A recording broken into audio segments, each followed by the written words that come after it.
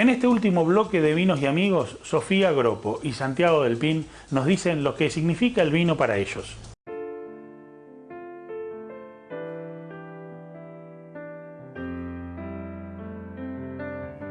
Para mí particularmente, bueno, vinos es sinónimo, como el programa dice, de vinos y amigos, y agregaría en mi caso de vinos y familia. En el caso de vinos y amigos sabemos que cuando abrimos un vino generalmente es para compartirlo en una situación agradable.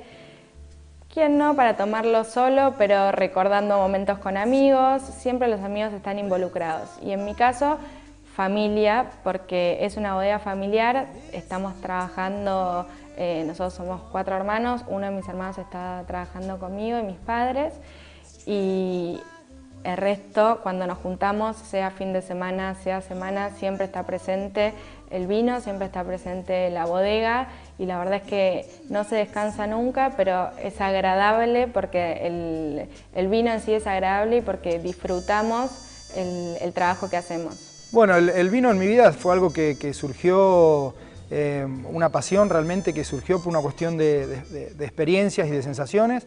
La gastronomía, el vino es gran parte de la gastronomía, y uno descubre que el vino es algo que tiene tantos factores que lo influyen, que realmente intriga. Y cuando uno se intriga, entra en esa rueda de querer saber un poquito más y entender los vinos de cada lugar, y se da cuenta que desde la mano del enólogo hasta la mano del podador son 1.000.000 de variables, ¿no? Y bueno, uno tiene la personalidad quizás indicada, porque yo me considero un hacedor, ¿no es cierto? Me gusta hacer cosas.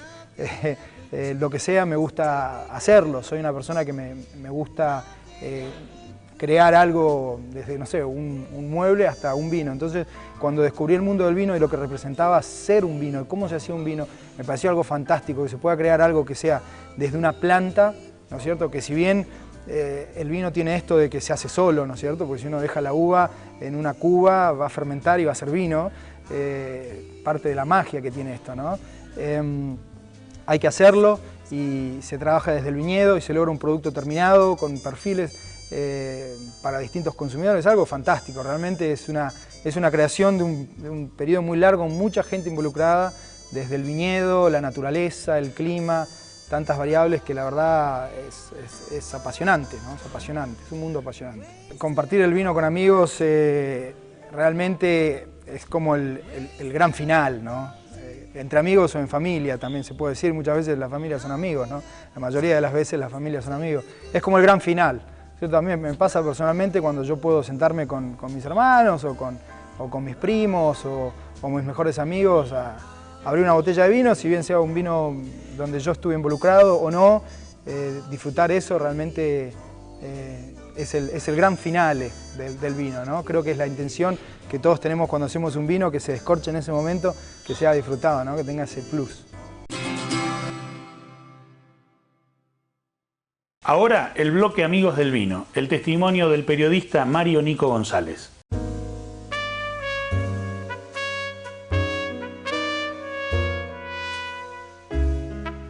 Desde cuando tengo noción del vino es de la época en que iba a comprarlo. Yo era el Benjamín de la familia y tenía que hacer las compras de última hora, entonces iba a un lugar muy cercano, a media cuadra de mi casa, y allí me acuerdo de los esqueletos de vino y la botella de litro. El vino era un vino que llegaba de Mendoza y era un vino clarete. Existía el clarete, el rosado y el tinto.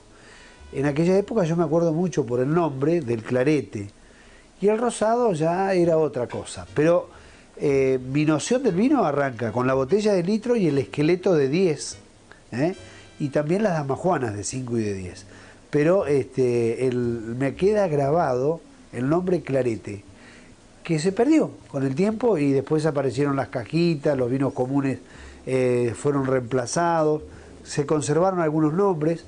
El que lleva el nombre al pan pan y al vino vino, sigue con su botellita, sigue siendo el vino toro, pero yo me acuerdo, en mi época los nombres eran vinos que llegaban de Mendoza y que se envasaban en la región, y eran Churlaquín, estaba el de la cooperativa Cavic, después apareció Peñaflor, y van apareciendo nombres que a mí me transportan a mi época de 10, 12, 14 años. En mi familia era habitual el tomar vino, pero era el sodeado, el típico sodeado, el vino con soda.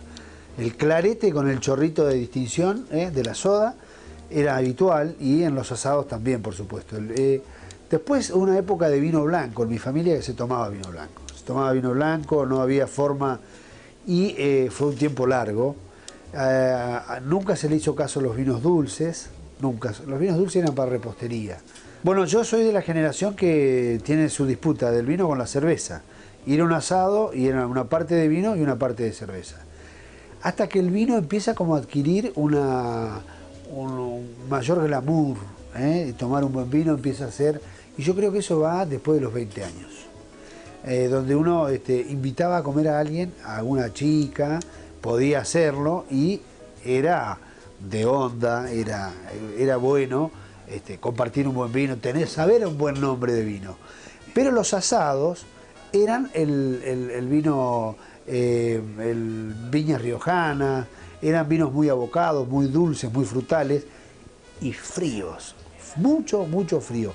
Inclusive los asados de mar y de campo eran con el jarro de aluminio, era el vino blanco bien dulzón, jarro de aluminio, hielo, y se compartía, era un jarro comunitario, ¿no? Y era una época, por ejemplo, vos pedías la caramañola, era también, ¿viste? Ir a un bar, a un restaurante y pedir con la caramañola era una cosa importante, y el otro, la picuda de Torino, también eran los vinos que nos daba la cabeza, porque ya existirían los vinos buenos, pero comercialmente a lo que accedía uno era eso, y lo que te vendían era eso, y además no salías de la carne, era el bife de chorizo, eran esas cosas que, digamos, eran muy rudimentarios. Después como que uno, no sé si es uno el que va cambiando, o es que se va ampliando, o es que hay más marketing y se vende más, y uno mejora. He aprendido a tomar, tomo mejor y menos, o sea, puedo hacer una comida con amigos y decir, mira, vos traes tal vino, vos traes tal vino, vos traes tal vino y vos traes tal vino.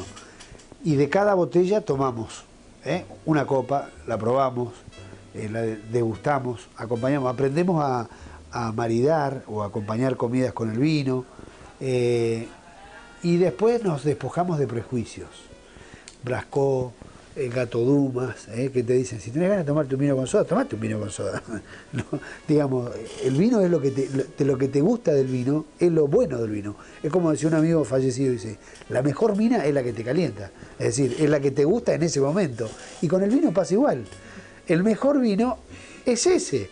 Tenés ganas de tomarte un sodeado porque venís del mar lleno de sal y estás armando un pescadito, que yo, te tomás un vino con una fruición, así te lo tomás con devoción porque tenés sed, y después te sentás y decís, bueno, ahora tengo el momento para serenarme y tomarme un... En invierno, por ejemplo, un vino a la temperatura adecuada, en un sillón, escuchando música, leyendo o mirando una película, es bárbaro. Bueno, para mí el vino es un acompañante de la lectura y de la escritura también. Pero hay otras cosas que me despierta el vino. El vino para mí es un profundo rasgo de identidad. Vos fijate que nosotros discutimos de todo. Discutimos a Maradona, discutimos a Cristina, a Víctor Hugo, a los de derecha, a los de izquierda, a los altos, a los bajos, a los futbolistas, a Messi que se fue a Barcelona.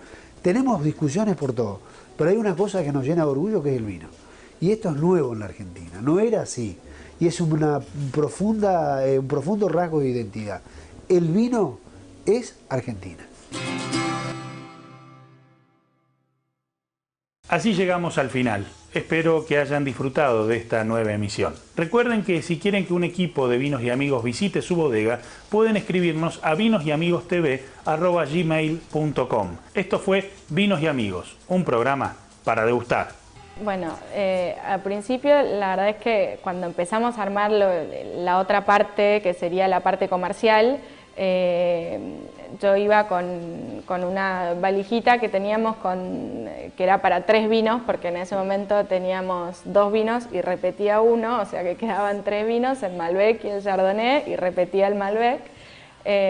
Iba a los clientes y la verdad es que me miraban y me decían, bueno, ¿quién sos? ¿Por qué vamos a comprar tu vino? ¿Dónde está? ¿En qué lugares está? Y la verdad es que no estaba en ningún lugar porque eran las primeras veces donde salíamos a venderlo. Entonces eso fue duro chocarse con esa realidad, que estaba buenísimo todo lo que estábamos haciendo en la bodega, en el viñedo, los vinos que estábamos armando, y después chocarse con la realidad de las ventas.